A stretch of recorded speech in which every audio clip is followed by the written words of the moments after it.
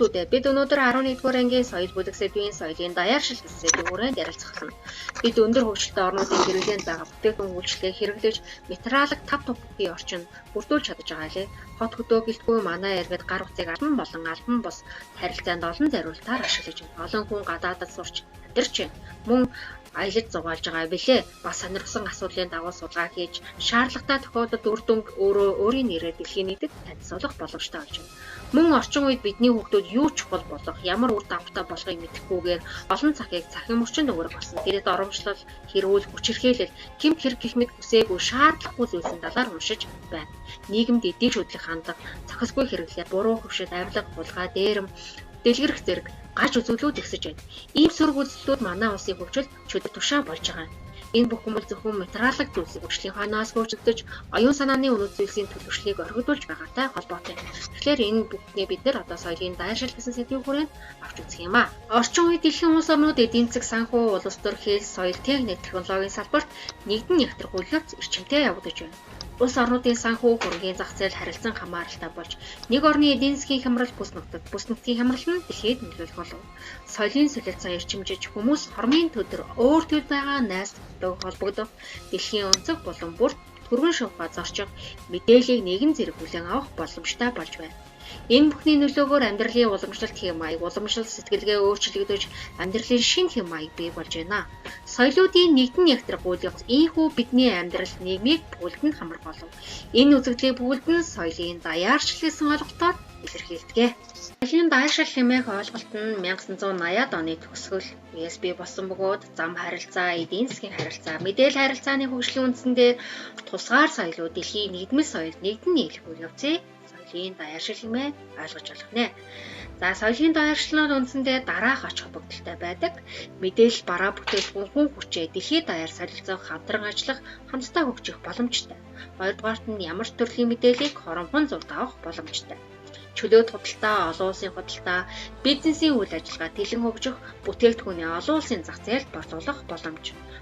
Олон ургалж үзэл дэлгэрч янз бүрийн соёлыг мэдрэх боломжтой. Мөн соёл урлаг, спортын цар хүрээ тэлэх боломж бүрдэж байгаа.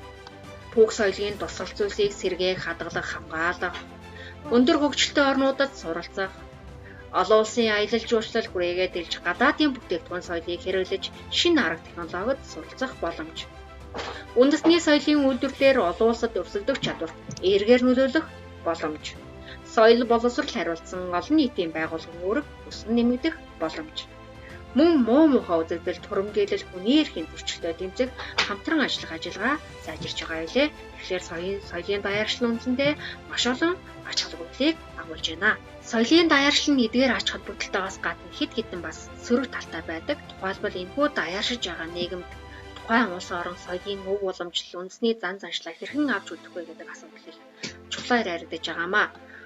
Ирсэн бүрэг хотод болсон ЮНЕСКОгийн 2009 оны соёлын төрөл зүйл, соёл хоорондын харилцааг тэтгэхгүй илтгэл, соёл нь даяаршлын өмнө тэгш байж чадахгүй учраас тэгсэж үлдэхийн төлөө тэмцэл хийж, соёлын өөрийгөө илэрхийлэх хэлбэрийг хадгалан үлдэхийн тулд бүх талын боломжит хүчин чармайлт гаргах учиртай хэмээн тэмдэглэсэн байна. Иймээс үндэсний соёлын өрмөц шинжээ хадгалах, үндэсний онцлогийг даяаршлын сул талд алдахгүй байх нь чухал юм байна. Мөн ЮНЕСКОгийн соёлын төрөл зүйл, соёл хоорондын харилцааг тэтгэхгүй илтгэлт, соёлын харилцан үйлчлэлийн 3 хэлбэрийг тодорхойлсон. Үүнд соёлын солилцоо. Соёлын солилцоо гэдэг бол улс үндэстэн угсаатны соёл хоорондын харилцан үйлчлэх хэлбэр юм. Хоёрдугаарт нь соёлыг хуулбарлан дүүрэх. Нэг хэсэг хүн амын соёлын амьдрал нөгөө хэсгийнхтэй адилсан. Өмнөх соёлын дадал хвшлээсээ хавьгүй илүүд үзэж хүлээн зөвшөөрсөн сэтгэлгээний үр дүн юм. Энэ үйлчлэл нь орчин үеийн соёлын зарим төрөл, урлагийн төрлүүдэд хүчтэй нөлөөлж, үр дүн авчирдагч үндэсний соёл сөргөөр нөлөөдөг сэтгэлгээ юм. Соёлын тулгал. Бүтээсэн бүхнийг устгаж тэр хүний тэр зүйлээ дахин бүтээхгүй болтол нь айлган сүрдүүлэх үйл явц юм аа. Тухайлбал 1930-аас 1940-од оны үед манай улс уламжлалт, шашин, соёл, үндэсний бичиг хүсэг зэрэг орхид хүрсэн ийм соёлын тулгалтын хэлбэр байсан хэмээн судлаачид үздэг. Харин соёлын солилцооны илүү ерөнхий ойлголт бөгөөд улс үндэстэн угсаатны соёл харилцан үйлчлэх хэлбэрүүд аа. За энэхүү одоо даяаршиж байгаа энэ нийгэмд бид нэр одоо ямар бодлого баримтлах ёстой юм бэ гэж. Энэ бодлого баримталж байгаа бодлого бол үндсэндээ дутууртай хөгжил юм. Тогтвортой хөгжлийн үндсэн 3 тулгын 3 чулуу байдаг. Үнэн нь байгаль орчин, нийгэм соёл, эдийн засаг.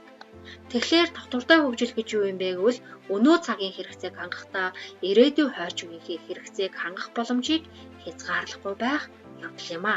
Тогтвортой хөгжлийн бодлогын талаар дэлгэрэнгүй авч үзэх юм бол анх 1992 онд Рио де Жанейро хотод улс орнуудын төрийн тэргүүнүүд оролцсон нэгдсэн үндэсний байгууллагын тогтвортой хөгжлийн баг хурлын үеэр санаачлагдсан байдаг. Тэгэхээр тогтвортой хөгжлийн үндсэн зорилгыг 2015 онд хэрэгжилтийн хугацаанд дуусгаруулсан мянганы хөгжлийн зорилтуудын үргэлжлэл болгон гаргасан байдаг юм а. 2015 онд нэгдсэн үндэсний байгууллагын ерөнхий ассамблеийн 70 дугаар чуулганаар тогтвортой хөгжлийн зорилгын 17 зорилго 169 зорилтыг баталж 2016 оны 1 сарын 1-ээс тогтвортой хөгжлийн зорилгыг албан ёсоор дэлхийн нэгдээр хэрэгжиж гисэн. Энэхүү тогтвортой хөгжил 2030 хөтөлбөрт Монгол улс анх 2005 онд нэгдэж орсон. Ингээд хүүхдүүдээ тогтвортой хөгжлийн үндсэн 17 зорилгыг авч үзье. Бид үгээгүй ядуурлыг арилгах ёстой. Шудраг бос байдал, тэгш бус хуваарлалтын эсрэг тэмцэх шинэ үеийнхэн бол бид юм. Бид уур амьсгалын өөрчлөлтийг зогсоох, байгаль их дэлхийг хамгаалах үүрэгтэй. Улс орон бүрт тулгарсан бэрхшээл бүрийг шийдвэрлэх, ард иргэдийнхээ жаргалтай амьдралыг бий болгохын тулд тогтвортой хөгжлийн 17 зорилтуудыг дэлхийн улс орон хүн бүр дэмжиж оролцох нь чухал үйлээ. Одоо тогтвортой хөгжлийн 17 зорилтуудыг танилцуулъя. Нэг ч хүн ядууралд өртөхгүй байх. Нэг ч хүн өлсөж цангахын зовлонгүй байх.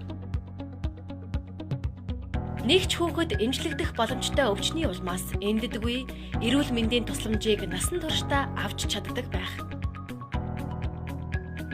Хүүхэд болгон сургуульд явж мэдлэг боловсрол ур чадварыг эзэмшдэг байх. Эмэгтэйчүүд өөрийгөө хөгжүүлэх боломжтой, тэгш эрх мэдэлтэй, аюулгүй амьдрах боломжоор хангагдсан байх.